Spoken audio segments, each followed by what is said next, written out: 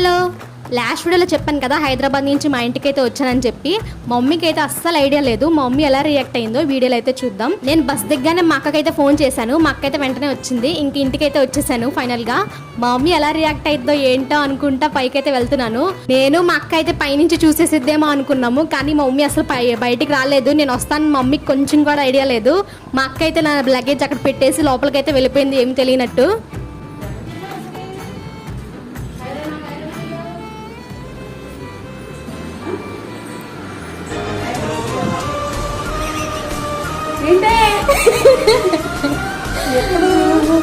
ఎప్పుడు దగ్గర ఏంటి తీసుకో స్వీట్స్ నీకే.